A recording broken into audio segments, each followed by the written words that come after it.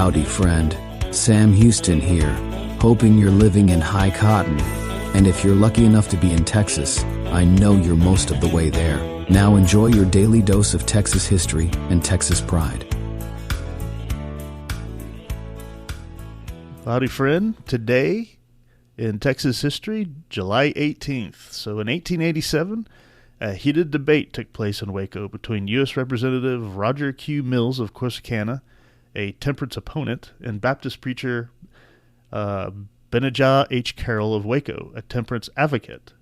One of Mills' irreverent quips was that hell is so full of preachers like Carroll that their legs are sticking out the windows. After 3 hours before a crowd of 7,000, the debate almost ended in a brawl between the two. That year, a constitutional amendment for prohibition was soundly defeated in a statewide vote, but dry sentiment was widespread. In 1895, 53 of 239 counties were still dry, and another 79 were partly dry under local operation. 1907. A post office was officially opened in a tent in the new community of Post City. Inventor and cereal manufacturer Charles W. Post, who had developed the cereal drink Postum, as well as the cereals Grape Nuts and Post Toasties, had bought 225,000 acres of land in Garza and Lynn counties for grain production. Earlier in 1907, he had designed a new town at its center called Post City. Post, born in Illinois in 1854, died in California in 1914. He used to drive through Post, going back and forth to Lubbock back in college days. 1917. Construction commenced on what would be Camp Bowie near Fort Worth.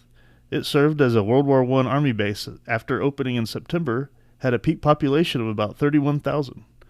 Relations between the town and Camp Bowie were generally good, though an article in a local newspaper in February 1918 reported a, quote, base-mandated purity crusade to close down the brothels that thrived near the camp. Camp Bowie was closed in 1919 at the end of the war. 1918. Daniel R. Edwards was in a military hospital in France with a severe arm wound, left the hospital without permission to rejoin his unit. On arriving at the front, he attacked a German trench, killed 4, and took 4 prisoners. He was again injured while taking in the prisoners, and later received the Medal of Honor for his heroics. Edwards, who was born in Mooresville, had a long life, passing away almost 50 years later at age of 79. And that is your Texas History Roundup for July 18th.